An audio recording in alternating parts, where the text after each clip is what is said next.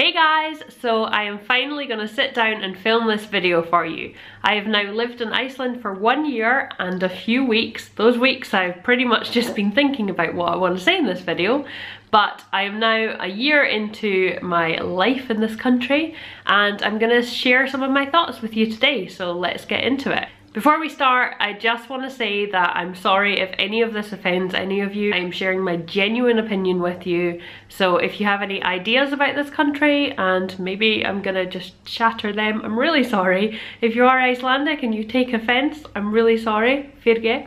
And also, if you're just laughing at me trying to say anything in Icelandic, then I hope I entertain you. So the first thing I'm going to talk about is my reason for moving to Iceland.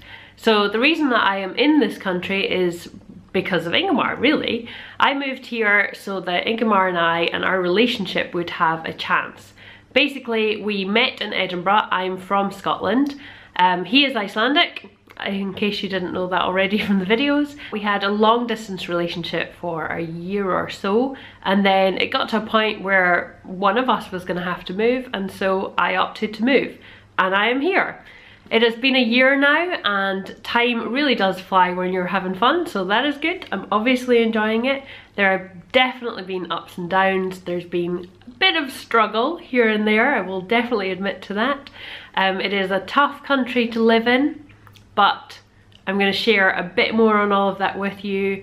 And yeah, my first point is basically, if you are thinking about moving to Iceland, you need to have a really good reason to move here, because it can be really hard, it can be very isolating and lonely. It is an extreme place, an extreme landscape, extreme weather, extremely expensive, lots of different things, so your reason to move here needs to be really solid. Okay, so Iceland itself, yes, it's a beautiful country. It has so much to offer, but much like living anywhere in the world, when you actually live in that country, you don't tend to visit a huge amount of it. So even through the vlogs and people visiting us over here, we've really only seen about 10% of it, and that 10% I've been able to share with you through the lens, and that's a fantastic thing to do, and it's a great way of kind of being creative and pushing myself. And you guys encourage me to actually sit down in front of the camera and just talk to you and share stories, share experiences with you. I didn't even realise that so many people would watch and follow on these journeys or comment to say that they were in Iceland or meet up with me, send me things, and just generally become friends as well. So to you guys that do reach out to me, thank you, because it really does bring such happiness to my videos and to my day when someone actually messages and reaches out and connects with you. You're no longer a number or a view, but you're an actual person. I'm really glad that I started these videos because A, I get to look back on the year and every single week and what we did, who was here, what ups and downs I maybe shared with you. It's quite a strange thing to kind of vlog your life. Living in Iceland is a completely different experience than visiting it here. There's been a lot of highs and lows that come with that. Any place that you move to, whether you're in a relationship or not, you're still going to have those struggles with yourself because you're growing and adapting into that culture, into that new life and lifestyle, and sometimes into, you know, into a new language, which we will get onto shortly. So yes, it can be really difficult, it can be very isolating.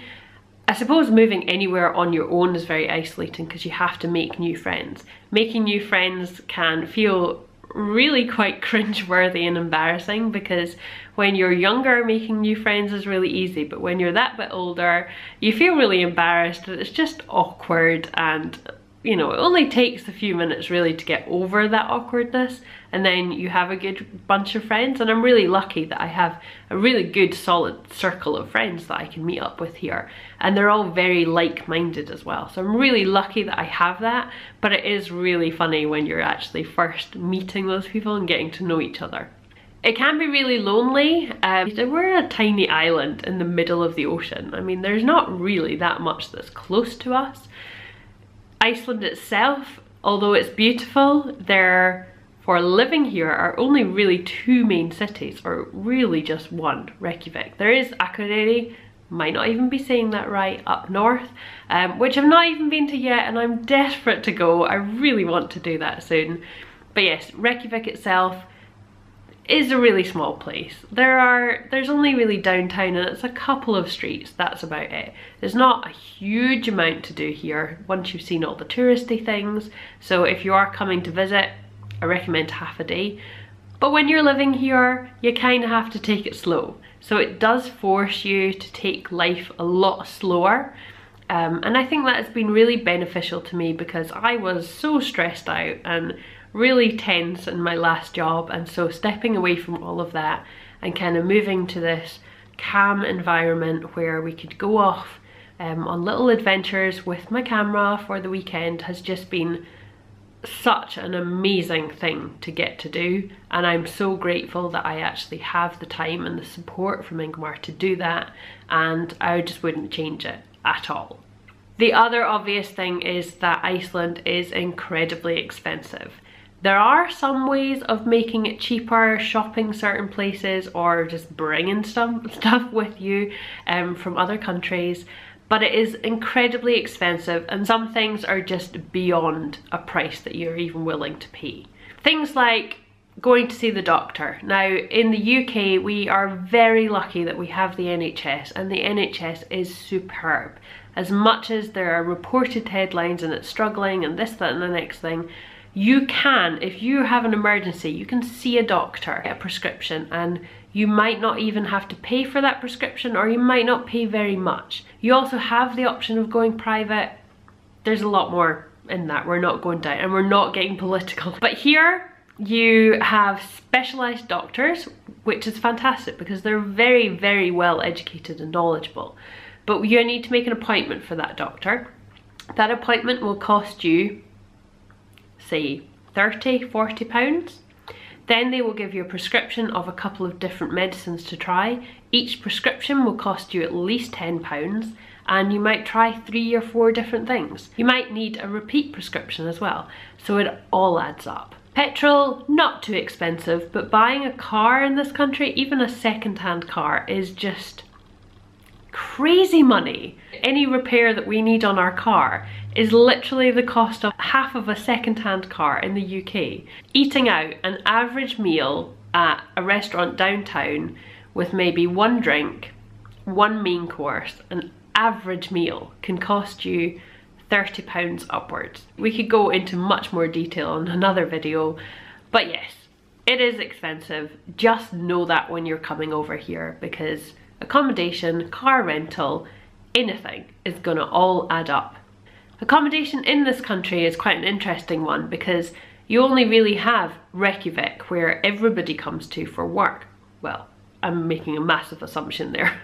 But also, you've got a huge amount of tourism coming to Iceland. They're all landing from Keflavik, coming straight to Reykjavik, basing themselves from here, and then going off on day trips or around the country. Let's think about it. The population of Iceland is 300,000 people. The amount of tourists that come to Iceland each year is 2 million, and that is climbing every couple of months. It doubled last year. The amount of tourists coming to Iceland last year doubled. That's just kind of scary. If you are looking to visit Reykjavik, you don't necessarily need to stay downtown. If you're thinking about it, I definitely recommend hiring a car to drive around different sites yourself. But a massive problem in Reykjavik is that there's hardly any accommodation for locals. So accommodation downtown is really, really expensive. It's small and it's not hugely great value as well. Most people coming to Iceland actually do opt for Airbnb. But Iceland is putting a massive clamp down on Airbnb-ing. And so that means that the demand is high, and so it forces the prices up as well. So for a really small apartment that's maybe not even in a good condition, you can be paying a huge amount of money. Where we live is just on the outskirts of Reykjavik. Love that we've got parks around us, we've got a swimming pool quite nearby, we've got loads of supermarkets, there's a shopping mall quite close to us, and we're straight on the main ring road to get out of town and into the countryside at the weekends. So we're very lucky here. I have no interest in living downtown, although going in to visit and having a look over all these beautiful streets with quirky little Lego type properties is just, it's really cute. Well, we said we'd give it a year and I'm still here, still enjoying it. I guess there are some down days, but they're absolutely outweighed by the good days. Our relationship is just getting better and better, and I am so happy and so glad to have this opportunity and to get to share it with you guys. So feel free to hit subscribe so that you don't miss out on any of the other videos. Subscribing to this channel is free, so make sure that you are joining in the adventure. Thanks very much for watching. Please make sure you're following me on all of the social medias, and I will see you in the next video.